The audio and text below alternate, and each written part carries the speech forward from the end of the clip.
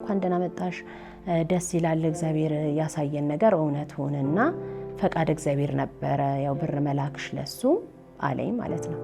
ቆይ ጥያቄ እኔ ልታከብሪ ነው የምትሄጂው ሱባኤ ልትይጂ ነው የምትሄጂው ነይ ስላሉሽ ነው ሄድሽው? ከዛ ልክ ልደቱን አክብሬ በወሩ ልጅን ይሽው ወደ ኖርዌይ ሄድኩኝ።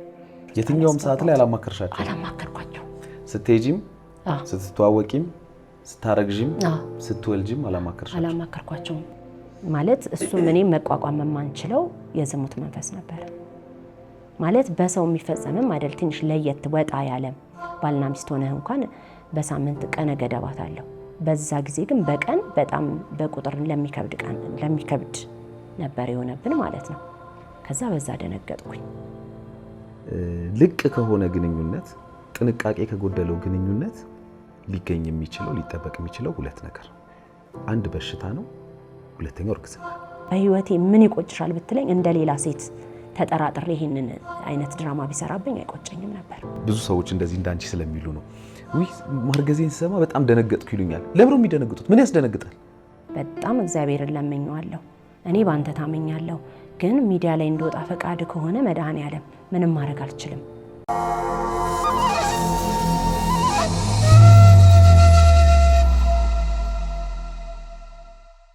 ሰላም ጤና ይስጥልን የተከበራችሁ የዮሃ ሚዲያ ቤተሰቦች እንደምን ሰንብታችኋል? በዮሃ ሚዲያ የተለያዩ ቤተሰባዊ፣ ማህበራዊ ያልተነኩና ያልተዳሰሱ ታሪኮችን ወደ እናንተ ወደ ተከበራችሁ ተመልካቾች እንደምናደርስ ይታወቃል። ዛሬም አንድ ታሪክ ይዘንላችሁ መተናል። በአረብ ሀገር እንደዚሁም በአውሮፓ በርከት ያሉ ዓመታት በስደት አሳልፌ ነበረ። ሆኖም ወደ ሀገሬ መጥቼ ወደ አንድ እምነት ቦታ ሲሄድ ግን የገጠመኝ ነገር ህይወቴን ለአንዴም ለመጨረሻም ጊዜ ቀያይሮታል ትለናለች አንዲት እህታችን። ምንድነው በህይወቷ ውስጥ የተፈጠረው ምንድነው የሆነችው የሚለውን ከራሷ አንደበት እንድትከታተሉት ጋብዛለሁኝ። እኔ አለምሰገድ ታደሰ ነኝ። በዮሃ ሚዲያ የሚቀርብ ታሪክ ካላችሁ እኛን ማግኘት ከፈለጋችሁ ልትደውሉልን ትችላላችሁ። አዲስ ከሆናችሁ ደግሞ ለቻናላችን ሰብስክራይብ በማድረግ ቤተሰብ መሆን የደውሏን ምልክት በመጫን ደግሞ ቶሎ እንደዚህ አይነት ታሪኮች እንዲደርሷችሁ ልታደርጉ ትችላላችሁ። መልካም ቆይታ።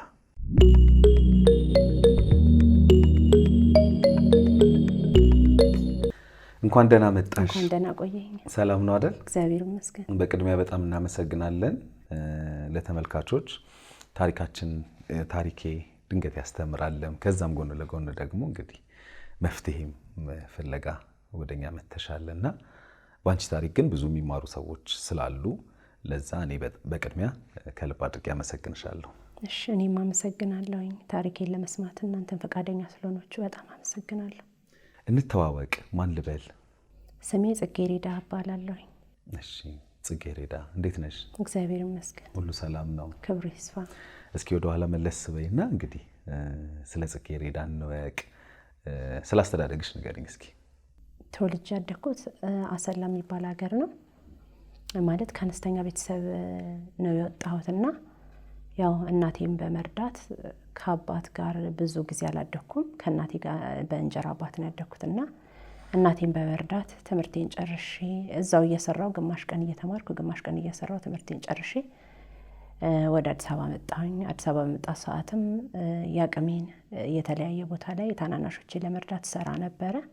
በዛ መካከል ወንድሜ ውጪ ነበር ፕሮሰስ ጀምርልሻለሁ እያለኝ ግን እሱ ሲቆይብኝ አረብ ሀገር ሄጄ ነበር። አረብ ሀገር 6 ወር ነው ቆየው። ብዙ ናችሁ ቤተሰብ? አዎ 6 ቤተሰብ ነው። 7 ወንድሜ ደግሞ አያቱ ጋር ነው ያደገው ከኛ ጋር አላደገም። አዲስ አበባ ነው ያደገው። በዛ ምክንያት ያው የእሱ ምትክ ስለሆንኩኝ ኃላፊነት እኔ ላይ ነው ያለው። አንቺ ላይ ነበር። ስለዚህ አንቺ ነሽ የበለጠ እየሰራሽ ከእናቴ ቀጥሎ ታግዛቸው የነበርኩት እኔ ነበርኩኝ። 6 ወር ቆይቼ መጣሁ። ከዛ እሱ እዛ ስላልተመቸኝ ኖርዌይ ወሰደኝ። እስኪ ወደ ስደት መሄድን ምን መጣው? እንግዲህ መጀመሪያ ወደ አረብ ሀገር ሄደሽ ነበርና እንዴት አሰብሽው? እዚህ ያለው ነገር እንዴት ነበረ? አዎ ወደ አረብ ሀገር በሄድኩ ሰዓት በጣም ትንሽ ነበርኩኝ እና ያው እናቴን ለመርዳት ነው ዋናው ዓላማዬ። እናቴና ከኔ በታች ያሉትን እህቶቼን ለማስተማር ኩዌት ነበረ የገባውበት ቤት ትንሽ ከበድ ብሎኝ ነበርና በዛ ምክንያት 6 ወር ቆይቼ ከ6 ወር ወንድሜ ከዛ መለሰኝና ወደዚህ ፕሮሰስ ጀምሮ በጋብቻ ወደ ኖርዌይ ሄድኩኝ። 6 ወር ነው አጠቃላይ ቆይታሽ የነበረው? 6 ወር ነው ቆይታዬ። ከዛ በኋላ ወደ ሀገርሽ ተመለሽ? ከዛ በኋላ እዚህ ወደ ስራ ተገባሽ ወይስ? ከዛ በኋላ እዚህ እየሰራሁኝ ከዛን ወደ ኖርዌይ ሄድኩኝ። ኖርዌይ ሄድሽ? መቼ ነበር ይሄን ኖርዌይ ሄድሽው? 2000 መሰለኝ።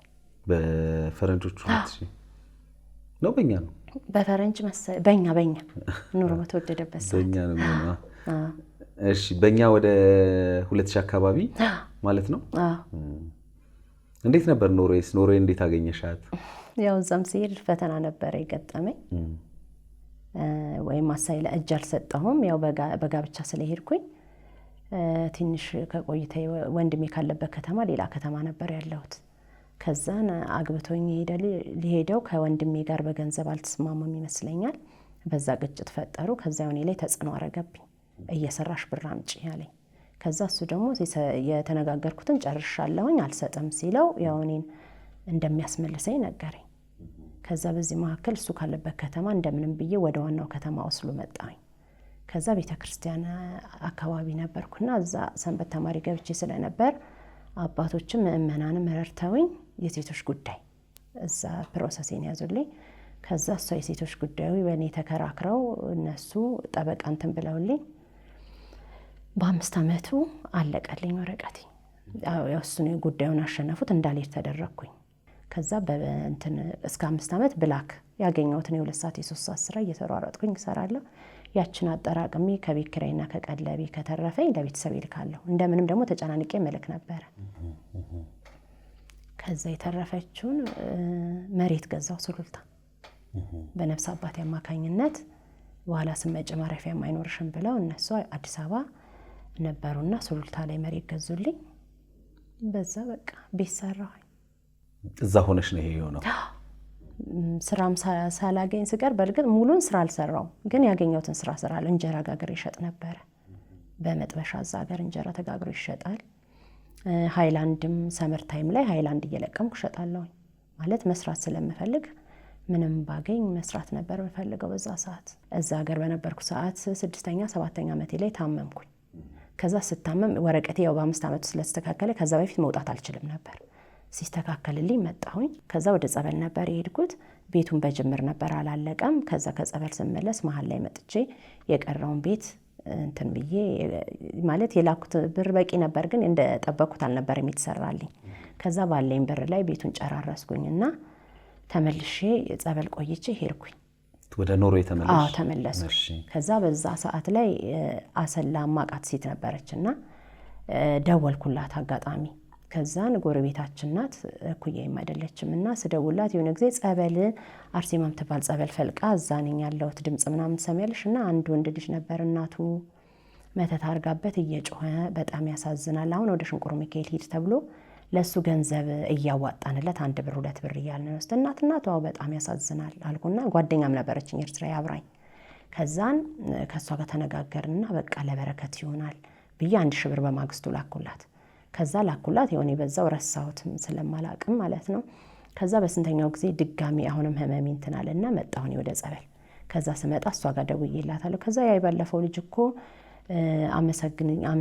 አመሰግናታለሁ ብሎ ክርስትና ስምሽን ግን ልጸልይሽ ብሎ ተቀበለኝ እና አመስግኝልኝ ብሎኛል ትለኛለች። ከዛ እኔ ጻድቃኔ ማርያም ሄጃለሁ። ከዛ በኋላ ጻድቃኔ ክረምት ስለነበረ ከዛ ስደውልልኝ ጽግዬ እንዴት ነሽ ስትለኝ ወይ ክረምቱ ሸራ ወጥረን መቆየት አልቻልንም፣ ግን እኔ ወደ እንጦጦ ልመለስ ነው ስላት፣ ኧረ ባለፈው ብር ላክሽለት ኩሉል ከጻድቃኔ በታች የ3 ሰዓት መንገድ የእግር መንገድ ያለው ቤተክርስቲያን ገዳም አለ ብሎ ደውሎልኝ ነበር ትላንት እና እሱ ጋር አዳራሽ አለ ሲል ነበር እና ስልክሽን ሰጥቼዋለሁ ይደውልሻል አለች። ከዛ ወጥቶ ደወለልኝ እውነትን በማግስቱ። ከዛ እኛ ጋር ነይ ብሎኝ ሄድኩኝ ማለት ነው። እኛ ጋር አዳራሽ አለ እና አትሂጂ ከዚሁ አካባቢ የ3 ሰዓት መንገድ ነው ሲል ተነስቼ ወደ እነሱ ሄድኩ ማለት ነው። ወደ እነሱ በሄድኩ ሰዓት ጓደኞች አሉት የሴቱም የወንድም ግሩፕ ናቸው። ከዛ ወይኔ እንኳን ደህና መጣሽ ደስ ይላል እግዚአብሔር ያሳየን ነገር እውነት ሆነና ፈቃድ እግዚአብሔር ነበረ ያው ብር መላክሽ ለሱ አለኝ ማለት ነው ጓደኛው። ከዛ እኔም ብዙ እንትን አላልኩምና ሰላም አልኳቸው ገባውና ከዛ ግን ምን አልኩት፣ አይ ለሰው መሰናከል እኔ እናንተ አንተዋወቅም፣ እኔ ለበረከት ብዬ ነው ብር ላኩልና ለሰው መሰናከል እንዳንሆን ያክስቴ ልጅ ናት በላቸው፣ ለማንም እንደዚህ በል እኔ ለሰው መሰናክል መሆን አልፈልግም እንደዚህ አይነት ቦታ ላይ ያልኩት። ማለት ምንድነው? ከምን አንፃር አይተሽ ነው አንቺ እንደዚህ ያልሽው? ልጁ ያለኝ ማለት ነው ልክ የሆነ ጓደኝነት እንዳለን ያሰበው እና ይሄ የእግዚአብሔር ቦታ ላይ ነው። እኔ ደግሞ በእህትን ማለት በማንኛውም ማድረግ ባለብኝ በሰውነት ያደረኩት ነገር ነውና በቂ ነገር አድርጌ አይደለምና እንዲሉኝ አልፈልግም እና የአክስቴ ልጅ ናቸው በላቸው እዚህ አይነት ቦታ ላይ እንደዚህ አይነት መሰናክል ለሰው መሆን አልፈልግም። ምክንያቱም ሀሳብ የለኝም የሌላ ነገር ሀሳብ አላውቀውም አያውቀኝም። ይሄን ያደረኩበት ምክንያት ማለት ነው እኔ ስመጣ ገዳምም ያገኘሁትን ፎጣ ምናምን ይዤ መጥቼ ለጸበልተኛ ራሴም ስለማውቀው ችግርን ማለት ነው። ከዛ እንደዛ ስለው ጊዜ ይሻልና አብረን እዛ ቆየን። ከዛ ሱባኤ ገባን ሁላችንም በየፊናችን። ከዛ አንደኛዋ ምንድነው ስሙ ሁላችሁም ወደ አርሴማ ጅሩ ሂዱ ተብሏል እና ብላ አቋርጠን እንትናችንን ወጣን። ሱባኤያችንን እዛ አቋርጠን ወደ ጅሩ አርሴማ ሂዱ ተብሏል ሲባል አመንኩ። ማለት እኔ እንደዚህ አይነት ነገር ቦታ ላይ ውሸት ይኖራል ብዬም አስቤም አላውቅም ነበርና ተነስተን ሄድን። ደረስን፣ እዛ ቆየን። ከዛ የገባን ቀን አጋጣሚ ዝናብ ነበረና ከዛ በቃ የሆነ እባባየው ደነገጥኩኝ። ከዛ በቃ እዚህ ቦታ ላይ መቆየት አልፈልግም። አንደኛ እመቤታችንም ሳለምናት ነው የመጣሁት እንዲህ አይነት ነገር ያሳየችን ብዬ በማግስቱ ወደ ቤት ሄደ። እኔ ወደ አዲስ አበባ ሄዳለሁኝ እንጦጦ ብዬ ስል ከዛ ጥለሽኝ አትሂጂ በእናትሽ ብሎ በቃ እግሬ ላይ ተደፍቶ ለመነኝ። አይ በቃ እኔ መሄድ አለብኝ ከዚህ ቦታ ላይ መቆየት አልፈልግም እንዲህ አይነት ነገር አይቼ አልችልም ብዬ ወጣሁ። ከዛ ሄድኩኝ፣ የተወሰነ መንገድ ሸኘኝ፣ ወደ ቤቴ መጣሁ ማለት ነው። ከዛ በስንተኛው እኔ ወደ ኢትዮጵያ ወደ ኖርዌይ ተመለስኩኝ። ከዛ ተመልሼ የመጣሁኝ ኖርዌይ። ከዛ ከኖርዌይ በኋላ አይደለም ከኖርዌይ በፊት አባት አሉ ላገናኝሽ አለኝ። እኔ ብዙ አባት መቅረብ አልፈልግም አልኩት። ከዛ በኋላ ካላገናኘሽ አለኝ። ከዛ ያልኩኝና እንትን አልኩኝ። እዛ እነኛ ጽዮን ጅሩ ሄዱ ሴቶች አሉ ደግሞ 2። ከዛ ተመልሰው ወደ ጽዮን ማርያም እንመለስ ብለው ከዛ ተቀጣጥረን በስንተኛው ጊዜ ተመለስም ማለት ነው።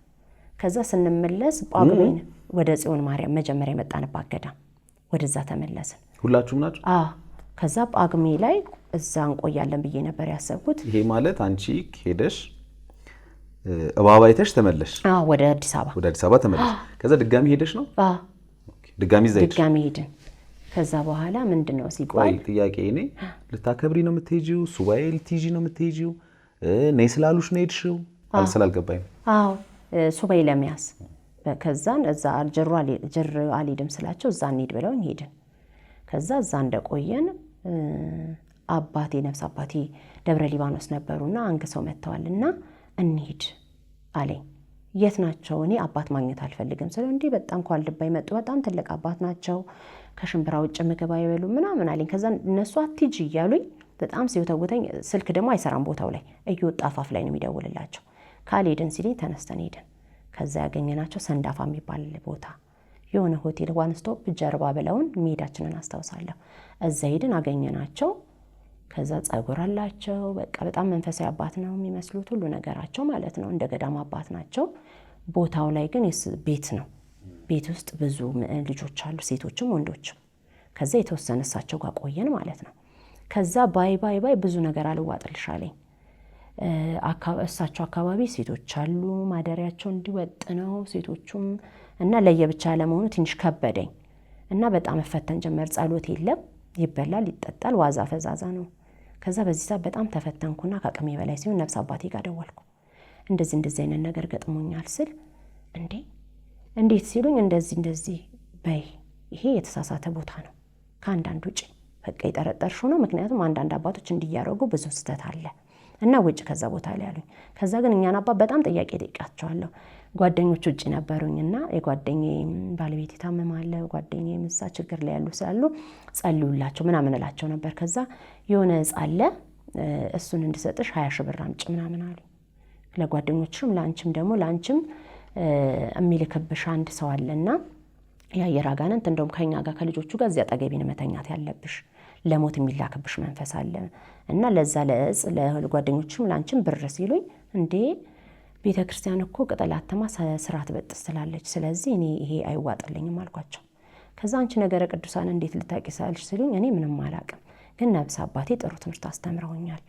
እርሱ ግን አባ ይቅርታ አድርጎልኝ ሳይወት እዚህ ቤት ይበላል ይጠጣል፣ ጸሎት የለም እና እኔ ከብዶኛል ይሄ ቦታ ላይ እና አልተዋጠልኝም። ግን እርሱ መንገዶትን ስተው ከሆነ እርሱም ወደ ገዳሞት እኛም ደግሞ ልንድንድን ጸልዩልን፣ ለምንድነው እንደሚሆነው አልኳቸው።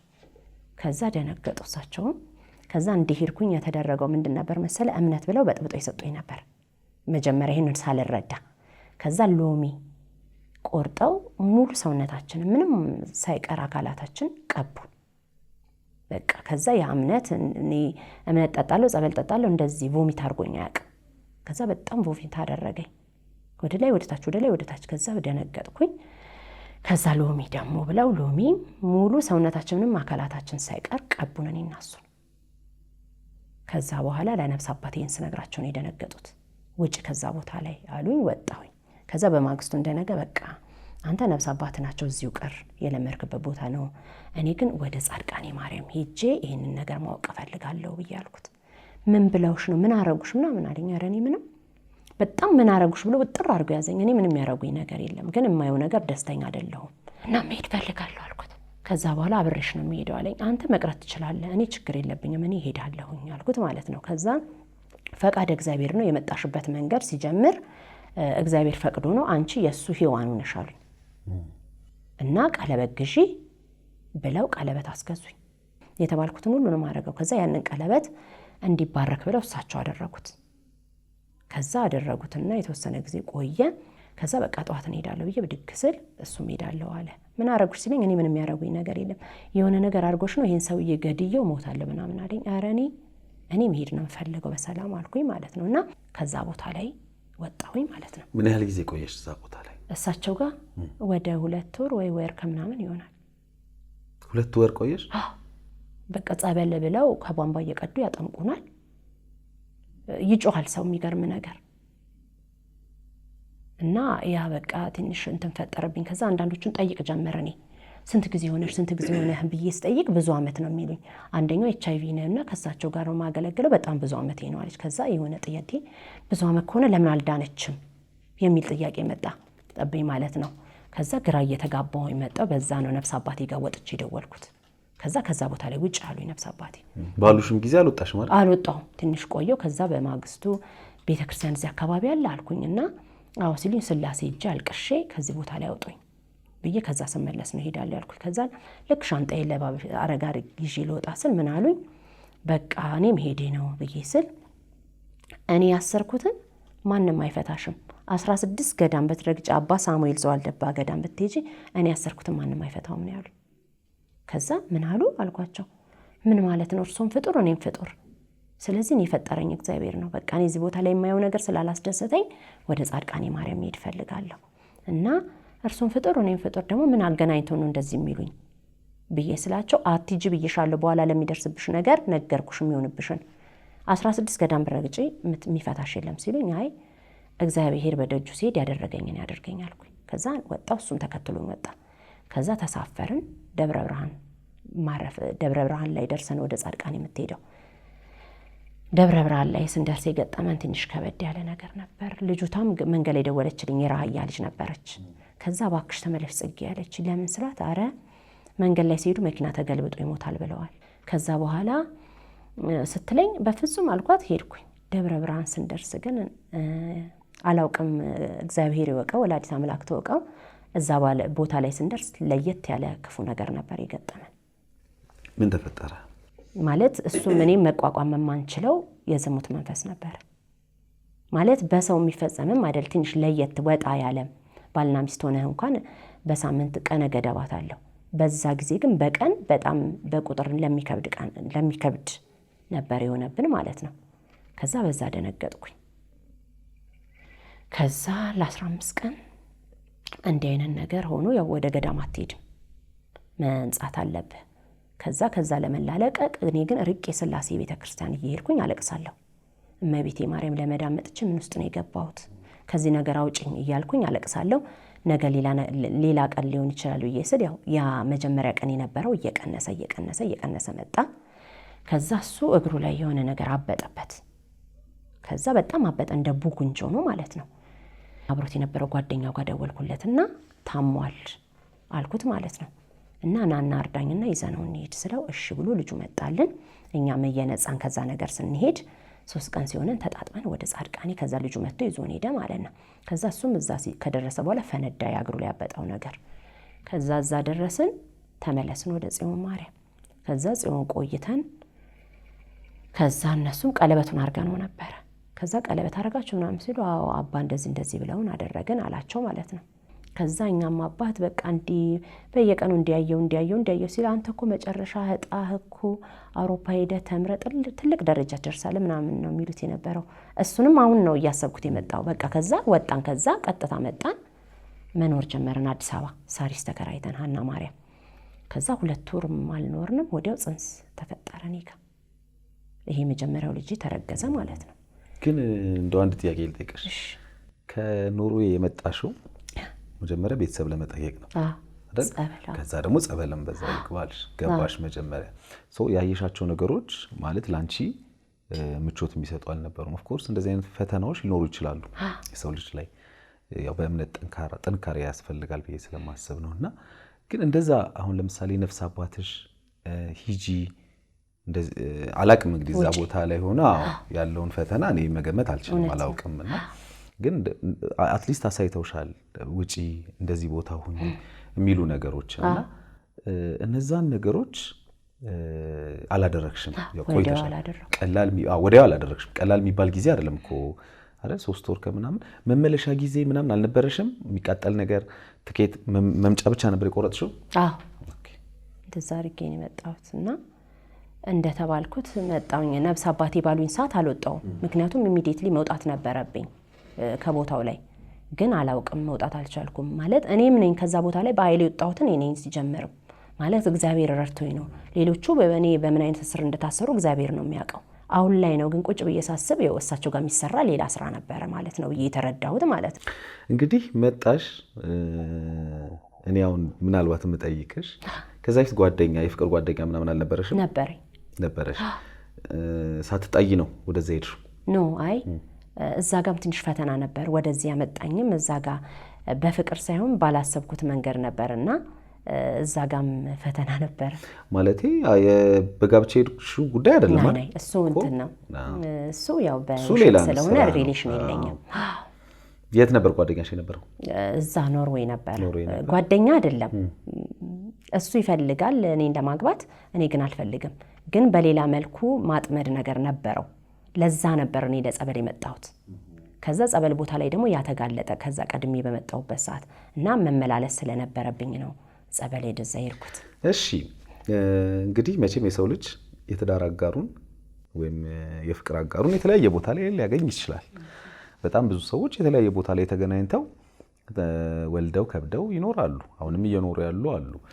እንግዲህ አንቺ ደግሞ ምናልባት ጣፈንታሽ ሆኖ ሊሆን ይችላል አላውቅም፣ የእምነት ቦታ ሄደሽ በነገረሽ አሳዛኝ ታሪክ በተነገረሽ በተለይ ከጓደኛሽ ከነገረችሽ ጀምሮ ጓደኛዬ ናት ያልሽኝና ጎረቤት ናት እሷ ከነገረችሽ ታሪክ ጀምሮ በነበሩት ሂደቶች ውስጥ እንግዲህ የፍቅር ግንኙነት ጀመርሽ።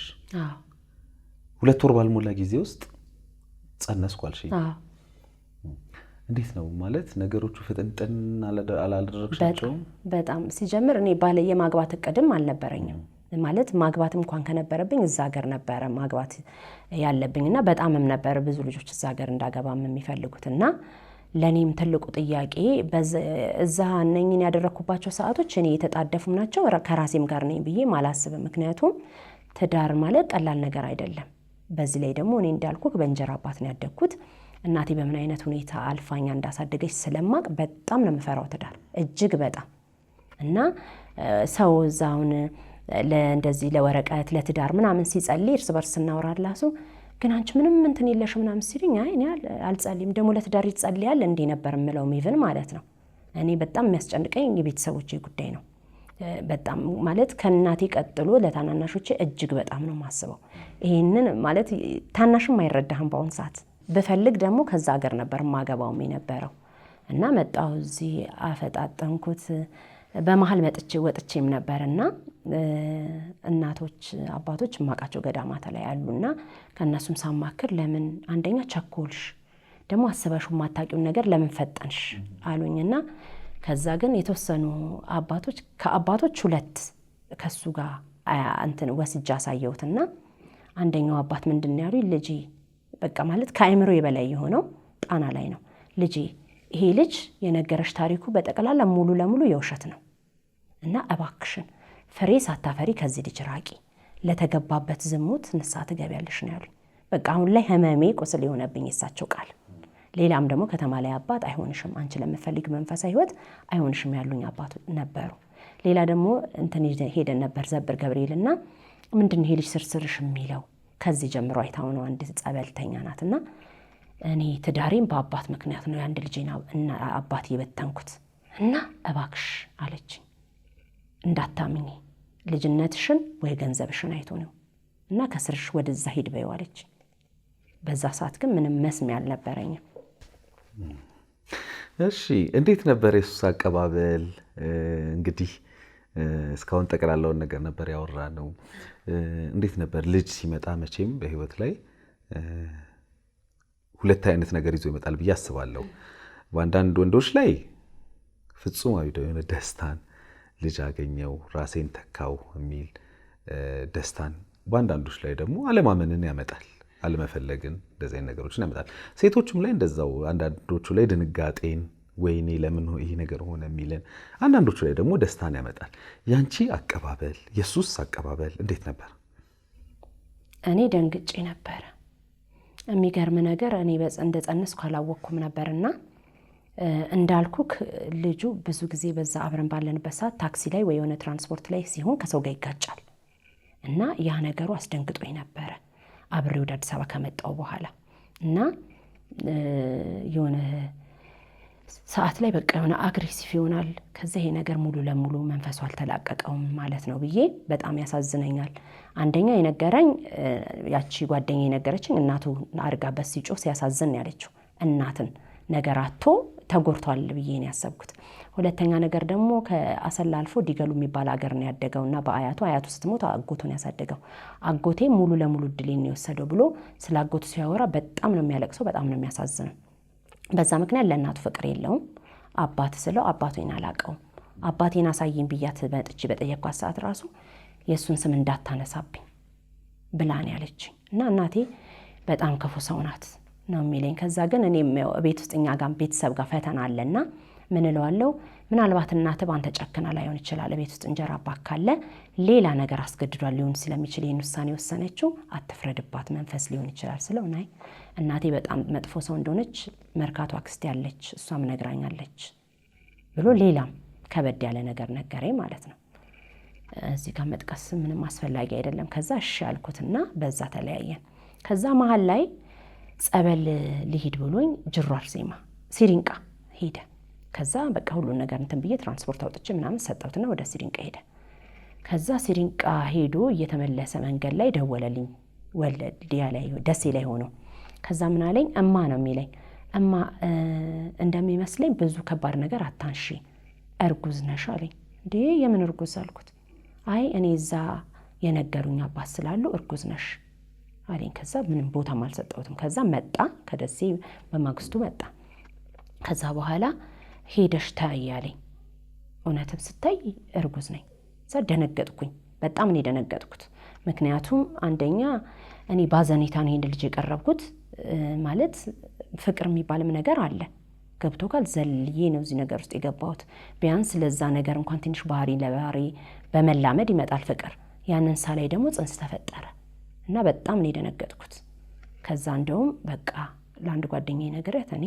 በፍጹም እግዚአብሔር የሚቀጣኝን ቅጣት ይቀጣኛል እንጂ ልጄን እንደኔ አድርጌ ማሳደግ አልፈልግም ማስወጣት ፈልጋለሁ ምንድነው ማድረግ ያለብኝ ብዬ የሞከርኳቸው ነገሮች ነበሩ የሆነ መድኃኒት በኮካ ምናምን ተብዬ ማለት ነው ሞከርኩ በጣም እና እነኛን ሞከርኩኝ ግን አልተሳካልኝም ከዛ ግን በጣም ነው የደነገጥኩት እጅግ በጣም ከዛ እሱ ደስተኛ ነበረ እና መንጃ ፍቃድ እንዲያወጣ ሐሳብ ነበረኝ ከዛ በአንድ ወር ከምናምን 2 ወር ቀናቶች ሲቀሩኝ ወረቀቴ ሳይቃጠል ልመለስ አልኩኝና ወደ ኖርዌይ ከዛ ለሱ ብር አወጣውና 20 ሺህ ብር ከኔ ላይ ወደ አካውንቱ አስገብቼ ቤት ኪራይ ያንዴ 6 ወር ከፍዬ ቤት ውስጥ የሚያስፈልገውን አልጋ ምናምን ገዛዝቼ እቃዎች ጥየው ሄድኩኝ።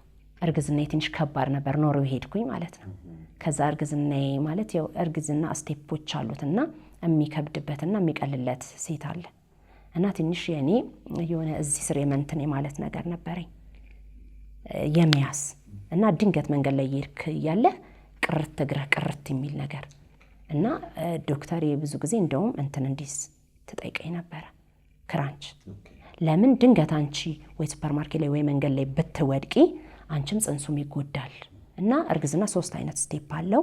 ኖርማል አለ፣ ሁለተኛው ያንቺ አይነና ሶስተኛው ደግሞ 9 ወር ሙሉ አልጋ ላይ ተተኝቶ ብላለችኝና አጋጣሚ ስጠይቅም አንደኛ ሀበሻም እንደዛ እንደወለደ ሰማሁኝ።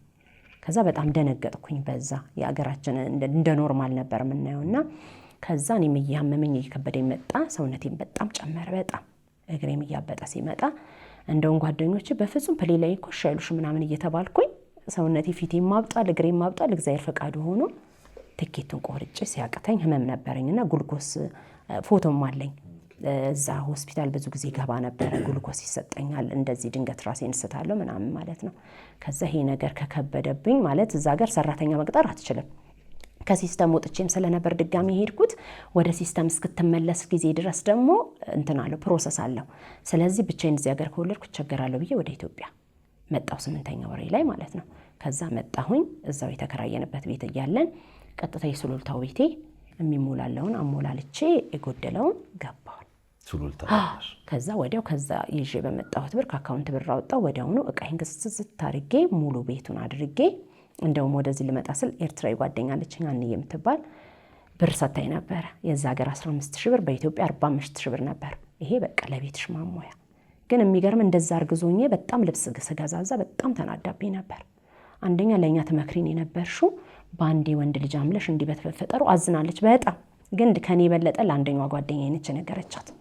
በሷ በጣም ነው እኔ ኮራ የነበረውና ለኔ ብዙ አስተማሪ ነበረች። ግን ይሄ ቅስፈታዊ ነገር መከሰቱ እኔ ደስተኛ አይደለሁም ትል ነበር ልጅቷ። እና ከዛ ደግሞ አልፎ ለኔ አልልም ማለት ገብቷል። እናቴ ከዳችሁ ነው ብዬ ለኔ ሳይሆን ለልጄ ልብስና ለሱ ነበር ሻንጣዎች በጠቅላላ ልብስ ያስኩት። ጫማ ልብስና አብረን ነበር መንገዛውና በጣም አዝናብኛለች በጣም። ከዛ ግን ሌላ ከተማ ሄዳ ለሌላ ጓደኛዬ እኔ በጣም ደንግጫለሁ በሆነው ነገር እና እሷን በዚህ ነገር ስለማላቃት እንዴት እንዲህ ልታምን ቻለች? እዚህ ጋር ከደር ተፈጽሞባታል። እዚህ ጋር ቤቷ ድረስ እንግድነት የተቀበለችው ሰው ሌላ ነገር አድርጎባት ለምን ይሄ ሆነ ብላ ደንግጣለች ጓደኛዬ። ከዛ የሆኔ ደግሞ በእናትም ስላለ ማን ነው ቤትሽ ድረስ መጥቶ ክደት የፈጸመብሽ? እዛ ሀገርም እንደዚህ አይነት ነገር ተፈጽሞብኝ ነበር። ያልነገርሽኝ ብዬ ነው። ጓደኛ ባልከው መጀመሪያ ጓደኛ ሳይሆን ባልፈለኩት መንገድ ነው ወደዛ ሰው እንድሳብ የተደረኩት እና በዛ ምክንያት አዝና እሷም በቃ ሸኘችኝ። ሻንጣ ገዛስታ ልብስ ገዛስታ መጣሁ። ቅድም እንግዲህ ምናልባት ስናወራ እንደው እርግዝናውን ስታውቂ ምን ተሰማሽ የሚል ጥያቄ ጠይቄሽ ነበረ።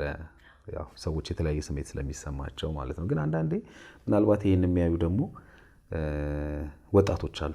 እውነት ነው። ምናልባት ያላገቡ መንገድ ላይ ያሉ እንዳንቺው የፍቅር ህይወት ውስጥ ያሉ ይኖራሉና አንዳንድ ጊዜ እውነታን ደግሞ መሸሽ አያስፈልግም። እውነት ስለሆነ ማለት ነው። ልቅ ከሆነ ግንኙነት፣ ጥንቃቄ ከጎደለው ግንኙነት ሊገኝ የሚችለው ሊጠበቅ የሚችለው 2 ነገር ነው። አንድ በሽታ ነው፣ ሁለተኛው እርግዝና ነው። እውነት ነው። ምክንያቱም አንድ ሰው ካልተጠነቀቀ፣ አንዲት ሴት ሳትጠነቀቅ ወሲባዊ ግንኙነትን ካለ ምንም ጥንቃቄ ካደረገች እንዴት ነው ላታረግዝ የምትችለው? እድሜዋ ከሆነ እድሜዋ የማርገዣ እድሜዋ ካላለፈ አይደለም። ይሄ ጤናማ የሆነ ሰው ሊያስበው የሚገባው ነገር ነው። ጥንቃቄ ስለሚያስፈልግ ነው። እዚህ ጋር ምናልባት የአንቺ ታሪክ ሌሎችን ያስተምራል ብዬ ስለማስብ ነው። መጠንቀቅ አለብን። ካልተጠነቀቅን ደግሞ የምንጠብቀው ነገር አለ ማለት ነው፣ ወይም የምንጠብቀው ነገር ሊኖር ይገባል ማለት ነው። እና አሁን ብዙ ሰዎች እንደዚህ እንዳንቺ ስለሚሉ ነው ውይ ማርገዜን ስሰማ በጣም ደነገጥኩ ይሉኛል። ለምን የሚደነግጡት? ምን ያስደነግጣል? በቃ እኮ ጥንቃቄ የጎደለው ነገር እስከተደረገ ድረስ አንድ ውጤት አለው። ጥንቃቄ ተደርጎ ከሆነ አይደለ? መከላከያዎችን ተጠቅማችሁ ቢሆን የሆነ ነገር አድርገሽ ምናምን ቢሆን ሊያስደነግጥ ይችላል። እንዴት የቱ ጋር ነው ምን ጋር ተሳስቼ ነው ምናምን ልንል እንችላለን።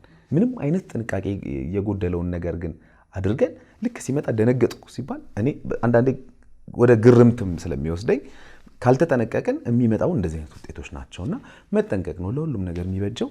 ማለም መጠንቀቅን የመሰለ ነገር ስለሌለ እንደው ምናልባት በዚህ ሌሎችም ሰዎች ጥንቃቄ ወስዳሉ ብዬ ስለማስብ ነው። አዎ አብሶ ደግሞ ማለት ነው እኔም ለእህቶቼ ስፔሻሊ እንደዚህ አይነት ነገር በእርግጥ አውሮፓም ላይም ሆነ በጣም ብዙ የዋ ልጆች አሉ።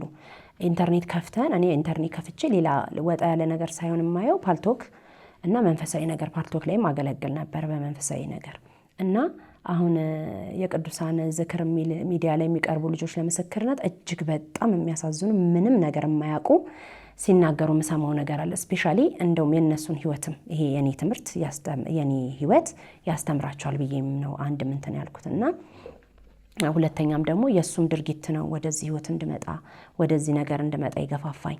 በጣም እግዚአብሔርን ለምኜዋለሁ። እኔ ባንተ ታመኛለሁ፣ ግን ሚዲያ ላይ እንደወጣ ፈቃድ ከሆነ መድኃኔዓለም ምንም ማድረግ አልችልም። ምክንያቱም በመሰክር ደስ የሚለኝ የሱን ስራ ነው። በእርግጥ እግዚአብሔር በስውር በጣም ከብዙ ነገር አውጥቶኛል። እጅግ በጣም ማለት እኔ አሁን ይሄ ትዳር ለእኔ በጣም እንቆቅልሽ ነው። እንደነገርኩ ካሁን ጥንቃቄ ሴት ልጅ ካልተጠነቀቀች ላልከው ማለት ነው የመጀመሪያ ጥንቃቄ ሰው እንኳን እንዳይሰናከል በሌላ እንዳያየን የአክስቴ ልጅ ናት በልን ያልኩት።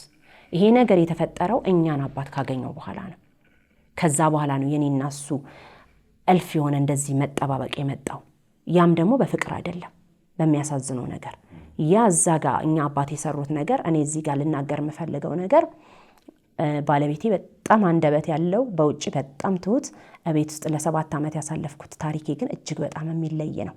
አሁን ሲወጣ ነው የተሰማው እንጂ እድለኛ ናት፣ በጣም ጥሩ ባላላት ነበር የምባለው ማለት ነው። ስለሱ እናውራ። 8 ወር ሆነሽ መጣሽ አገርሽ። እንግዲህ ቤትሽን አሟላሽ ወለድሽ። ወንድ ልጅ ነው የመጀመሪያ ልጅ? ወንድ ልጅ ወለድኩኝ አዲስ አበባ። እንደመጣሽ እንዴት ነበር አቀባበልስ ከልጆች አባት ጋር? በጣም ጥሩ ነበረ። ሳልሄድም እቃ ጣጥቦ ጎንበስ ቀና እንዳልል በጣም ትሪት ያገረገኝ ነበረ። ከዛ በመሀል ላይ ግን በዛሽ በአንድ 2 ወር ሊሞላኝ ሲል ነው የሄድኩት አላልኩም። በዛን ታይም ላይ ግን የሆነ በንግግር አለመግባባት ተፈጥሮ በጣም በሚገርም ነገር የሚያደርገው ነገር ቅስፈታዊ የሆነ የሚያስደነግጥ ነው እና በቃ ይሄንን ያደረገብኝ ያ ሰውዬ ነው ይላል እኚህን አባት ማለት ነው። ይሄን ያደረገብኝ ያ ሰውዬ ነው ብሎ ከዛ ተነስቶ አንገቱን ተኔ ጋር ተጣላው ብሎ ከዛ ራሱን ሊያጠፋ በር ቀርቅሮ እንዲህ አንገቱን በቢላ ጀምሮት ነው የተከራየንበት ቤት በር ተገንጥሎ የገቡት። የሚገርም ነገር እና በር ተገንጥሎ ገብተው እኔ እሱን እንትን ለማዳን እንደው መስትን ስል ወድቄ ነበር እዚህ ጋር ጎኔን እና ያን ጊዜ እንደውም የሆነ ነገር የተፈጠረም ነበር የመሰለው። በስንተኛው ቀን ሄደሽ ቼክ አድርጊ ሁሉ ብሎኛል እና ያ ነገርም አስደንግጦኛል። አሁን ላይ ነው እነኛ ነገሮች ማገናዘብ የጀመርኩት እንጂ በወቅቱ እኔ ምንም የማገናዘበውም ነገር አልነበረም። ጥሩ ሰው ነበር፣ ትሪት ያደርገኛል፣ ይሰራራል፣ እቃ ምናምን ያጣጥባል። እኔ እንድሰራ አይፈልግም። እማ ነው የሚለው። እዚህኛው መተን ስሉልታ መኖር ጀመረ። ልጁን ወልደን ሰራተኛ ስትሄድበትም የቻለውን እየሰራ ቤተሰቦችስ እንዴት ነበር አቀባበላቸው? እንግዲህ በመጀመሪያ ደረጃ አሳክተሻል። እንደው ደጋግመሽ ስለ ቤተሰቦችሽ ነግረሽኝ ነበር ከዚህ ቤት እንደው ከቀረጻም ውጪ ነግረሽኝ ነበር እና እንደው የእናቴን ሕይወት ብቀይር ለእናቴ የሆነ ነገር ባደርግ ለታናናሾቼ ብለሽኛል። ተደጋግሞ ማለት ነው ከቀረጻም ውጪ ብለሽኛል እና እንደው አድርገሻል በምትፈልጊው ደረጃ።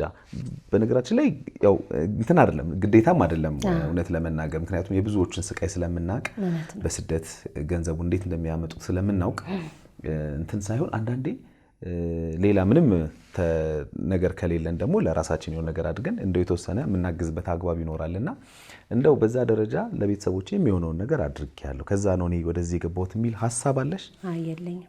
እዛ ያለውኝ በመሃል ካለኝ ከቤት ኪራይ ውጪ ከማደርጋቸው ውጪ ለእናቴ በየወሩ ልክላት ነበረ። እንዳልኩ ይሄንኛው ዱብዳ ነው መሀል ላይ የተፈጠረው።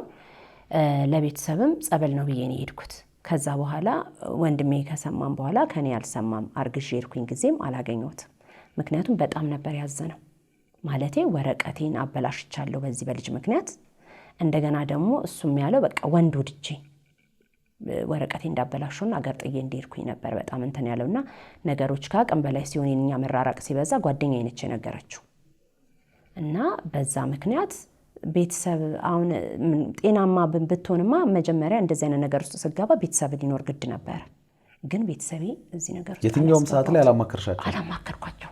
ስትሄጂም ስትተዋወቂም ስታረግጂም ስትወልጂም አላማከርኳቸው። መሀል ላይ ሰሙ እህቶቼ መጡ። ከዛ እህቶቼ መጡ። ከተወሰኑ ከእህቶቼ ጋር ተነጋገረ እሱ። ከዛ በኋላ በቃ የሆነ ነገር ይደረጋል ተባብለን ከእህቶቼ ጋር ተነጋገርን፣ ከቤተሰብ ጋር እንዴት እንትን ማለት እንዳለብን ማለት ነው። ከዛ በዚህ ተለያየን።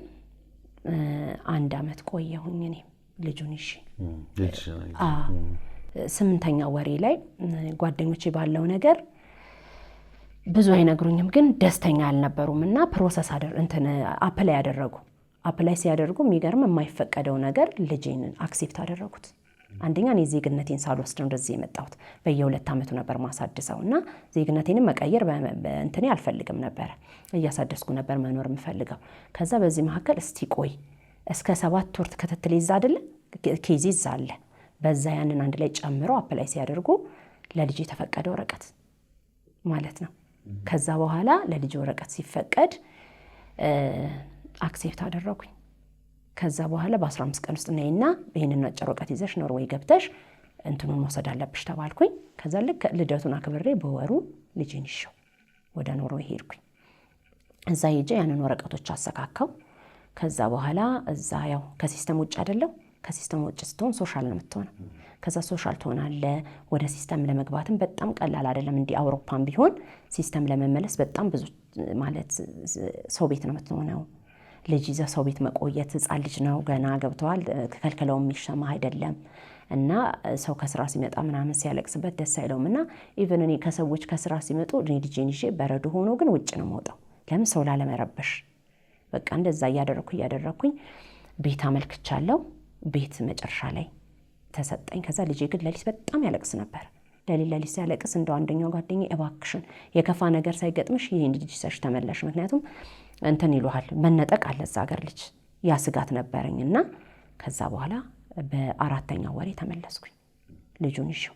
ከዛ ልጁን ይዤው ስመለስ ቤት ነው እሱ እዚኛው ቤት ማለት ነው ሱሉልታ። ከዛ ተመለስን። ልጄን ይዤ ልሄድ ትንሽ ሲቀረኝ 10ኛው ወር ላይ 11ኛው ወር ላይ መሬት ነበረኝ ከሰራውበት ቤት ውጭ መንጃ ፍቃድ እያወጣውለት ነው ብዬ የለ መንጃ ፍቃዱን ጨረሰ። ከዛ ስራ ፈልግ ሲባል በቃ ስራ አጣ። ከዛ ስራ ሲያጣ እጅንም እንድታፍታታ መጀመሪያ ስራ ብትፈልግ ተባለ። ከዛ አጣው እያለ እየዋለ ይመጣል። ከዛ መጨረሻ ላይ የቀንብሬ የሚባል ሰፈር መሬቴን ሸጬ መኪና። ከዛ እንደውም አንድ ጎረቤቴ ምን አለኝ፣ ይሄኛው ቤትሽ ሰርቪስ ነው፣ አንቺ መስራት በጣም ትፈልጊያለሽ፣ ሱቅ ነገር እንኳን እንድከፍች ለሱ ላዳ ግዥለትና በተረፈው ፊት ሰርቪስ ሰርተሽ ከዛ ሱቅ ትሰሪያለሽ አለኝ። የሴት ገንዘብ ነው ብሎ ይከፈዋል። ከዚህ በፊት አግኝቼ ያጣው ነው ያለኝ። ድሬዳዋ ሚኒባስ እንደነበረው በመተት ምክንያት ተገልብጦ ሚኒባሱን ንብረቱን እንዳጣ እኔ ነገረኝ። በዛ ምክንያት ያ ውስጤ ስላለ የእሷ ገንዘብ ነው ብሎ ይከፈዋል በማለት የወደደው ሚኒባስ ስለሆነ ሚኒባሱን ይግዛ። ከዛ ሚኒባሱ ተገኘ። ከዛ ሚኒባሱን ገዛ። ከዛ ሚኒባሱ ተዋውሎ ምን ብሎ ሲመጣ ደብረ ዘይት ነበረ ፕሮሰሱና ቀድመን 10 ሺህ ብር ይመስለኛል አውጥቼ የሰጠሁት ለልጁ ሰጥቶት መጣ። በሁለተኛው ቀን ለምንፈራረመው ምናምን የሆነ እንትን አለ አይደል ዶክመንት ምናምን ለዛ ሄደን ተፈራረምን። ከዛ እኔ አላውቅም ሲገዛ ባለቤት ይጠይቅ አይጠይቅም ማለት ነው። በዛ ሰዓት እነሱ ኦልሬዲ ጨርሰው ነው እኔ እንትን ያልኩት መተው ፈርሚ የተባልኩት ቦታ ላይ ስፈርም እኔ እንደውም በዛ ሰዓት ላይ የባለቤትነት የሚስት ቦታ ላይ ነበር የፈረምኩ መሰለኝ። የፈረምኩት ግን አሁን ነው ያየሁት የሚደንቅ ነገር 3ኛ ምስክር ተደርጌ ነው የፈረምኩት። ዶክመንቱንም አይቼው አላውቅም። ከዛ በኋላ ሚኒባሱ ተገዛ፣ ሚኒባሱን ያዘ። በሰዓቱ ያው ገና መንጃ ፈቃድ አውጥቶ እንትን ስለሆነ አደጋ እንዳላደርስ ሹፌር ልቅጠር ብሎ ማለት ነው ሹፌር ተቀጠረ። ሹፌሩ 3 ወር 4 ወር አላውቅም የሰራውን ጊዜ ተቀጥሮ እየሰራ እሱ እንደረዳት ሆኖ አብሮት እየያዘ መኪናውን። ከዛ ራሱ እጁን በደንብ እንትን ሲል ራሱ መያዝ ጀመረ። እያደር እንዳልኩ በ1 ዓመት ከ4 ወሬ ልጁን ይዤው መጣ። 4 ወር ቆይቼ መኖር ተጀመረ። ይሰራል መኪናው ከሱሉልታ አዲስ አበባ እየሰራ ይመጣል ያገኘውን። ከዛ በኋላ ግን እንደ መኪና ገቢ ብዙም ጠቃሚ ነገር አይደለም፣ ስራ የለምን ሁል ጊዜ የሚለኝ። ከዛ በኋላ ያው በቃ የተደረገበት ነገር ነው በረከት የሚያሳጣን። ከዚህ ውጭ ሌላ ወደዛ አስተሳሰብ የለኝም። በቃ ያደረጉበት ነገር በረከት አሳጣን። ሁል ጊዜ የማለቅሰው እግዚአብሔር ወይ እባክህ በረከቱን ስጠን፣ ይሄን ነገር ከኛ አንሳልን ነው። ከዛ ይሄ ልጅ ታመመ። በአመት ከ8 ወሩ እጅግ በጣም ታመመ። ከዛ እሱም በአመት ከ8 ወሩ ጳውሊ ተጸንሶ ነበር። ከዛ ጳውሊን እርጉዞኝ እሱን ይዤ የት ነው የሄድኩት? ደብረ ሊባኖስ እናቶች እዛ አሉኝ ቀድሜ ሳላገባ ማቃቸው። ልክ ተጠምቆ ሲወጣ አንድ መንፈስ እየጮኸች መጣች። እኔ ምን አገባኝ ስለዚህ ልጅ ታሪክ አውሪ የምትለኝ ጻድቁ ብላ ታዝዤ ነው ብላ መታ ከጭንቅላቱ እስከ እግሩ እምነት ቀባቸው። እኔ ደግሞ ብዙ እንደዚህ መንፈስ ምናምን ሲያወራ ቦታ አልሰጥም። ከዛ ወደዛ ርቄ ስቀመጥ ጻድቁ እሷ እኮ የመንፈስ ወሬ አላምንም ደግሞ ለሰይጣን ወሬ ትላለች። አሁን ራሱ ሸሽተኝ እዛ ተቀመጠች። እኔ ስለ እሷ ታሪክ የማወራው ምንድን ነው? ቁጭ ብላ እዛ ጫካ ላይ ከሰው ተለይታ እሷ ያደረገችላቸው ጠቅላላ መጨረሻ ይከዷታል። ሰው ታምናለች፣ ትከዳለች። እኔ ምን አድርጌ ነው የምትለኝ ስለ እሷ አለችና በሁለተኛው ቀን መጣች። አሁንም ቀባቸው እምነቱን እስከ እግሩ ከብታት። በሶስተኛው ቀን ሆነ ተሰሚያለሽ አል ከ3 ቀን በኋላ ምግብ አቁሞ ነበር። በፓስታ ነው እንትን ያለውና ከ3 ቀን በኋላ ፓስታ በልቶ ይድንልሻል ተብለሻል። አይ ነው ሰውግተሹ ነው አለችኝና አንቺ እንደሆንሽ አሰሚ ብላ አንዳንድ የጎረቤቶቻችንን ጠቀሰች። እንደዚህ ሰፈርሽ እንደዚህ በዙሪያሽ ያሉት እንደዚህ ምናምን ሲይ ወይኔ ያጋንንት ወሬ ብያት ወደዛ ሲሄድ ከዛ እኔ አይመለከተኝም ግን አንድ ነገር ልንገርሽ አለችኝ። አስረግጬ እንደነገርሽ የተነገረኝ ቤትሽ እንዳሸጩ ተብለሻል። ቤትሽን ለመሸጥ አስበሻል አይደል? ቤትሽን ከሸጥሽው ጨርቅሽን እንጥለሽ እንድታብጂ ተሰርቶብሻል አለችኝ። ጳውሊ ከተወለደ ከ1 ዓመት በኋላ ነው ፈተና እየበዛ የመጣው። ከዛ ከ1 ዓመት በኋላ በጣም ባህሪው ተቀየረ። ይነጫነጫል። ዓመት በዓል ሲመጣ መኪናው የኛ ነው፣ ምን አስጨነቀ? ለምንድን ነው በዓል እየጠበቅክ የምትሰራው? ከዛ ሴት ነች የምትደውለው በብዛት በዓል ቀን። ከዛ እንትን ሊሄድ ነው ምንድነው ኤርፖርት ነው ማድረሳት፣ ደንበኛ ናት ነው የሚለኝ። ከዛ በቃ ንግግሬን እንደ ጭቅጭቅ እያየብኝ ሲሄድ ተውኩት፣ ግን ደስተኛ አይደለሁ።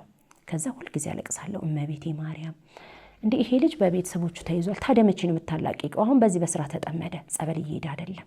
እኔም ደግሞ በትዳር እስካለው ጊዜ ድረስ በቀን መጠመቅ አልችልም። ግን የዚህ እንቆቅልሽ መቼ ነው የሚፈታው? እመቤቴ ያኛውን አመለጥኩ ብዬ ስል እንደዚህ አይነት ወጥመድ ውስጥ ተጠመርኩ። እኔ ደግሞ ይሄን ትዳርም አስቤም አልሜም አላቅ እየሆነ ያለው በህይወት እያልኩ ሁሌ ነው አለቅሰው። ግን ለሰው ፊት አላለቅስም። ሰፈር ውስጥ እንዳልኩክ ነው። በውጭ በጣም ትሁት ነው፣ እንዲደረቱን ይዞ ነው ሰው ሰላም የሚለው። እኔ ደግሞ ተፈጥሮ ምንድነው የሆነ ነገር ሰው ላይ ካየ ወዲያው ነው ንግር ማድረግ እና ብዙ ደግሞ ይሄ ባህሪ አይወደድም በእኛ ሀገር። እኔ ሰው ማጀ ከጀርባው ማማት አልፈልግም። የሆነ ነገር ካየውብን ወዲያውን ምላሼ። ከዛ እሷ ግን አንቺ እኮ እድለኛ ነሽ፣ ለምንድን ነው ማቆርቢው? አብሮሽ ገዳም ይሄዳል፣ አብሮሽ ጸበል ይሄዳል ምናምን ይሉኛል። ከዛ በቃ እኔ በውስጤ ነው ማለቅሰው። ትዳርህን ማውጣትህ እንትን አትልምና ሁሌ ግን እነግረዋለሁ፣ እባክህ ሰው እንዲህ ሲለኝ ሁሌ ነው ውስጥ የሚደማው እና አንተ እዛ ሆኜ ቆራቢ ነኝ ትል ነበረ። ቆራቢ ከሆንክ ለምን ያግድሃል? አሁን ከዚህ ስራ ጋር አንቁረባት በይ ምናምን ብሎ በጣም ይጮሃል። በጣም አንድ ነገር ስናገር እሱ በጣም ነው የሚጮህብኝ። ከዚህ ጀመረሽ ጭቅጭቅሽ፣ ልክ እንደዚህ አይነት ነገር ህይወታችን እንዴት ነው የሚስተካከለው ምንድን ነው ምናምን ሰው ጀመረሽ ጭቅጭቅሽ ብሎ ጥሎኝ ይወጣል። ከዛ ይሄ ነገር በጣም እየከበደ መጣ። ከዛም አለቅሳለሁ። ከዛ በኋላ ልጅም እያደገ መጣ፣ ባህሪው እየባሰ መጣ። ከዛ የዛሬ 2 ዓመት ምን ይለኛል፣ ይሄን ቤት እንሽጠው፣ ገበያ የለም ስራ የለም ነው የሚለኝ። ጓደኞቼ ስራው የት ነው? የክፍለ ሀገር ስራ ነው ወይስ እዛው? የሱሉልታውን ተወውና ናዝሬት ጀመረ። ከዛ ናዝሬቱንም ደግሞ አያዋጣም ብሎ ተወው። ከዛ ደግሞ እንደገና ደግሞ መርካቶ ጀመረ። ከዛ የዛሬ 2 ዓመት በቃ ምን ተፈጠረው? እሺ ቤቱን እንሽጠው አለሽ? ቤቱን እንሽጠው አለኝና ከዛ ኤደን የምትባለኛ ሰፈር ዱባይ ምንነግዳለች። ከሱ ጋር ይገባባሉ መሰለኝ በስራ። እንዲህ ሚስትህ ስንት ሀገር አይታ መታ እዚህ ገጠር ቁጭ ብላ አንተ ምን ሆነ ነው እንደዚህ ቁጭ ያረካትና ለምን ከእኔ ዱባይ ጀምሬያለሁና ከኔ ጋር ትስራ አለችኝ ሲለኝ፣ ያንተ መኪና እንደሆነ ከእጅ ወደ አፍ ነው። በዚህ ላይ ደግሞ ግብር ሲመጣ ብድር ሄዳለሁ ጓደኞቼ ጋር እና ያው ሰው ያጉረመረማል በጀርባ። ከዛ ግብር ሲመጣ ግድር ሄዳለሁ። ጎማ ሲጎል የሆነ ነገር ሲባል አብርሶ ኑሮ አሁን ጎማ እየጨመረ ምናምን ሲመጣ መበደር ነው ስራዬ። ግን በቃ ሰፈር ራሱ ቤተክርስቲያን ሄጄ ማልቀስ ተውኩኝ። በቃ እኔም እንዳለኝ ቤቱ በቃ ይሸጥ አለች። ትወስደኛለች ዱባይ? አዎ እሺ ብዬ ቤቱን ሸጬም ልገላበጥ። ደግሞ በጣም ሰው እየሰራ ነበር መገላበጥኛ ጋር እየተገላበጥኩኝ። እንደውም አሁን ልጆችም 2 ስለሆኑ 1 ክፍል መኝታ ቤት ያለው ሰርቪሳችን እያደረንም ዱባይ ከሰራው ከተገላበጥኩኝ ከፍ ያለ ቤት ይኖረናል ብዬ አሰብኩኝና ቤቱን ሸጥኩት። መስከረም ላይ እንደተሸጠ ከዛ እንዳለኝ ሸጥኩትና ያው ቤቱ የኔ ቤት ነው። እሱ እዚህ ውስጥ ምንም ፊርማ ውስጥም ኢቭን ቤት ሊፈልግም ሊያሻሽጥም አልሄድም። እሱ ወደ ስራው ነው። ከዛ ለሰዎቹ ሸጥኩላቸው። ከዛ ሌላ ቤት ደግሞ ቶሎ ተክቼ ደግሞ እንዲያልኩኝ ተገላብጬ በትርፉ ለመነገድ ነው ሐሳቤ። ከዛ ወዲያው ደግሞ ይሄኛውን ቤት በወሩ ቤት ተገኘ። ከዛ ግልባጭም ቢሆን 2 ክፍል መኝታ ቤት ያለው አይ እዚህም ደግሞ አንድ ለውጥ ነው አልኩና እሱን ቀየርኩኝ። ከዛ ደግሞ አሁን ደግሞ እያደር ደግሞ ቀይራለሁኝ። ስም አላዞርም። ብሩን እንዳይልብኝ ብዬ ልክ እንደዛ እንዳደረኩኝ በወሩ ነው ቤቱ እንደተገዛ እሱ ታሰረ። ከዛ እሱ ይታሰራል። በዛ ሰዓት ነው እንግዲህ ታሪካችን እየወጣ የመጣው ማለት ነው። ምንድነው ምናምን ስል እንደዚህ በከስተመሪ ነበረ። ከስተመሪ ላመጣ ሲሄድ አንተም የሱን ተባባሪ ነህ ብሎን ያሰሩኝ አለ። ምግብ ማመላለስ ጀመርኩኝ እያነባው። ከዛ በስንተኛው ቀን ረዳቱ አንዳንድ ጥያቄዎች ጠየቀኝ፣ አወራን። አንድ ታሪክ ልንገርሽ አለኝ። ምንድነው ስለው አብሮን የሚሰራ ሹፌር ነበር። እንትኑ እንዳለ ንግግሩ የቤተ ክርስቲያን ነው የሚመስለው። በጣም የሚገርምሽ ነገር ግን አብረነው ከ2 ዓመት በላይ ስንሰራ ሚስትም ልጅም የለኝም ነው የሚለው። በመጨረሻ ግን ልጆች እንዳሉትና ሚስት እንዳለው ስሰማ ከሰው ጋር መስራት አስጠልቶኛል፣ ስራ ሁሉ ደብሮኛል አለኝ። ሰው በዛ ሰዓት እንኳን የሆነ ፍንጭ ጭንቅላቱ አይጭርም። ምንም ብዬ አልሄድኩም፣ ዝም ብዬ እንደዛ አው ይገርማል፣ ሰው ግን ምነካው ሰው እንዲህ ክፉ ነው ብዬው ሄድኩኝ። እሱ ግን የነገረሽ ለራስሽ ነበር። ከዛ በ17 ቀኑ እንጦጦ እየተመላለስኩ እያለቀስኩ ተፈታ። ያኛው 3 ወር ሲታሰር እሱ 17 ቀን ተፈታ ማለት ነው። እሺ ብዬ መጣሁኝ። ከዛ ልክ እስር ቤት ከገባ ከማግስቱ ጀምሮ ነፍስ ውጭ ነፍስ ግቢ ነው የታመመው በጣም። ከዛ ብር 5 ሳንቲም በመኪናው ቤት ውስጥ ብር የለንም ማለት ነው። ከዛ ወይ እግዚአብሔር አልኩ ለጎረቤቶች፣ አሁን ላይ በጣም ነው የሚያዝኑት።